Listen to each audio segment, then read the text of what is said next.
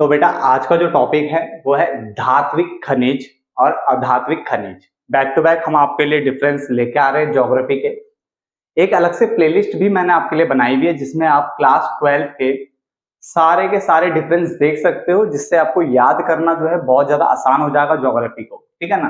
क्योंकि अगर मैंने कई वीडियोस में बोला भी होगा आपको कि अगर आप डिफरेंस की फॉर्म में अगर याद करते हो ना चीजों को तो जल्दी याद होता है ना?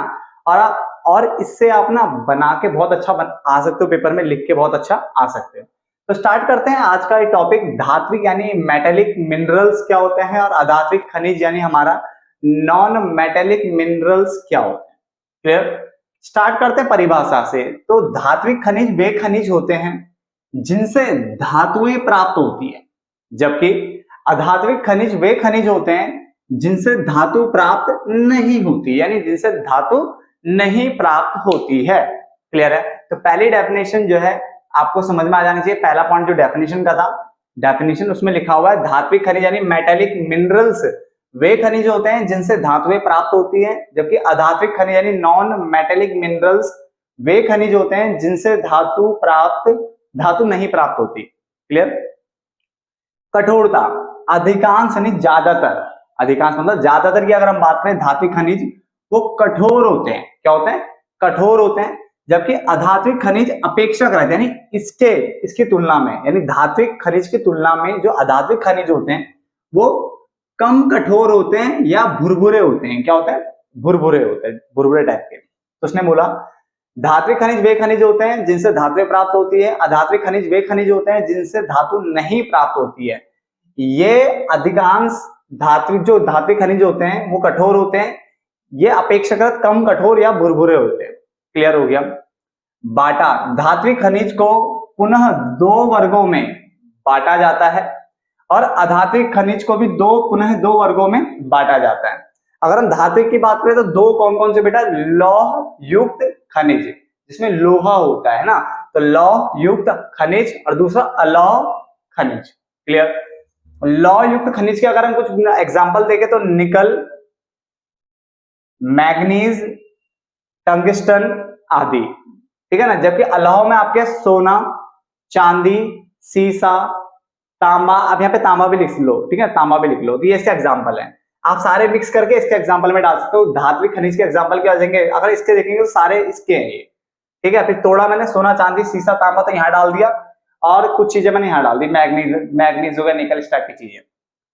अधात्विक खनिज को भी दो पार्ट्स में तोड़ा हुआ है, कार्बनिक खनिज और अकार्बनिक खनिज। कार्बनिक खनिज में आपका एग्जांपल आ गया कोयला, पेट्रोलियम आदि, और अकार्बनिक में आ गया अभ्रक, चूना पत्थर आदि। क्लियर है? तीसरा पॉइंट, दो पॉइंट मैं ऑलरेडी रिपीट कर चुका हूं, तीसरा पॉइंट समझ में आ गया आपको। चौथे पॉइंट पे चलते हैं। चमकदार की अगर हम बात करें, ठीक है, तो चमकदार की अगर हम बात करते हैं तो ये जो धात्विक खनिज होते हैं, धात्विक वाले, ये चमकदार होते हैं। ठीक है? आमतौर पर ज्यादातर ये चमकदार आपको देखने को मिलेंगे, जबकि ये जो होते हैं ये चमकदार नहीं होते। क्लियर है? तो ध्यान से देखना इस पॉइंट को, दो पॉइंट में ऑलरेडी आपको बता चुका हूं, इस पॉइंट पे ध्यान देना। धात्विक खनिजों को पुनः दो वर्गों में बांटा जाता है, लौह युक्त खनिज और अलौह खनिज। लौह युक्त में आपका निकल, मैग्नीज और टंगस्टन धातु इस टाइप की आती है। अलौह में आपका सोना, चांदी, तांबा इस टाइप की चीजें आती है। और अधात्विक को भी, खनिजों को भी पुनः दो वर्गों में बांटा जाता है, कार्बनिक और अकार्बनिक। कार्बनिक में मैंने आपको कोयला, पेट्रोलियम आदि इस टाइप की चीजें बताई। अकार्बनिक में अभ्रक, चूना पत्थर, ये चीजें। क्लियर हो गया? ये आमतौर पर चमकदार होते हैं, चमकीले टाइप के होंगे, इनमें चमक होगी, जबकि इनमें चमक नहीं होगी। क्लियर हो गया? आगे, विद्युत के चालक, तो ये खनिज ऊष्मा और विद्युत के अच्छे चालक होते हैं। ठीक है ना? ये ऊष्मा और विद्युत के अच्छे चालक माने गए हैं, जबकि ये ऊष्मा और विद्युत के कुचालक होते हैं या फिर कमजोर चालक होते हैं। क्लियर है? चार पॉइंट ऑलरेडी रिपीट हो चुके हैं, पांच पॉइंट मैंने आपको पढ़ा दिया। अगला पॉइंट देखिए, लचीले में देखते हैं। तो जो धात्विक खनिज होते हैं ना बेटे, लचीले होते हैं। धात्विक वाले क्या होते हैं? लचीले होते हैं। मेटेलिक वाले लचीले होते हैं, फ्लेक्सिबल होते हैं, जिन्हें पीटकर किसी भी रूप में ढाला जा सकता है। अर्थात इन्हें पीटकर तार बनाया जा सकता है, क्योंकि ये पीटने पर टूटता नहीं है, अक्सर ये टूटेगा नहीं बेटा आपका। ठीक है ना? तो धात्विक खनिज लचीले होते हैं, जिन्हें पीटकर किसी भी रूप में ढाला जा सकता है, अर्थात इन्हें पीटकर तार बनाया जा सकता है क्योंकि ये पीटने पर टूटते नहीं है। क्लियर है ना? जबकि अधात्विक खनिज जो है लचीले नहीं होते, ये फ्लेक्सिबल नहीं है, लचीले नहीं है, इनमें फ्लेक्सिबिलिटी नहीं होगी, ठीक है ना? और इनको वांछित आकार नहीं दिया जा सकता, अर्थात इन्हें पीटकर अगर आप तार बनाने की कोशिश कर रहे हो तो तार नहीं बना पाओगे, ठीक है ना? क्योंकि पीटोगे तो ये चूर चूर हो जाएंगे तार बनाने के चक्कर में। क्लियर है? विद्युत के चालक, मैंने क्या बोला, ये ऊष्मा और विद्युत के अच्छे चालक होते हैं, जबकि ये जो हमारे ऊष्मा और विद्युत के कुचालक या फिर कमजोर चालक होते हैं। मैं रिपीट इसलिए करता हूं ताकि आपको वीडियो के अंदर ही सब कुछ याद हो जाए, ठीक है ना? हर एक चीज को दो दो तीन तीन बार मैं आपको रिपीट करके दे रहा हूं बेटा, ठीक है ना? अगला पॉइंट मैंने लचीला बताया कि ये लचीले होते हैं, जबकि ये लचीले नहीं होते। इन्हें पीट करके किसी रूप में ढाला जा सकता है, इनको वांछित आकार इस टाइप का पीट करके अगर आप देने की सोच रहे हो तो नहीं मिलेगा, ठीक है ना? ये लेकिन इनसे चीजें नहीं बनती, बनती है बेटा, मना नहीं करो, चीजें बनती है, ठीक है? मगर आप सोच रहे हो कि पीट करके बिल्कुल तार जैसा बनाना है तो उसको तो बना लोगे, बट इसको तार थोड़ी ना बना पाओगे, समझ में आ गया ना? चलो, क्योंकि तार बनाने के चक्कर में पीट पीट के चूर चूर हो जाएंगे।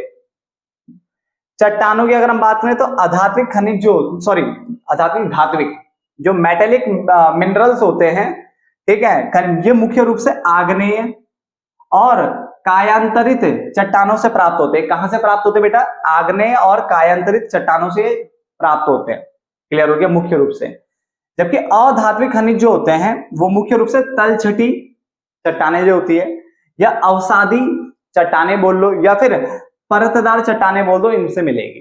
दोबारा बोल रहा हूं, अधात्विक खनिज जो होती है मुख्य रूप से तलछटी, अवसादी चट्टान या परतदार चट्टानों में मिलते हैं। क्लियर है? तो एक डिफरेंस मैंने आपके लिए लिखा था और उसको समझा भी दिया, आपका टाइम भी बचा लिया, क्योंकि पहले से मैंने लिख के रखा था, तो इससे आपका टाइम काफी ज्यादा बचता है, मैंने बता रखा वीडियो में, ठीक है ना?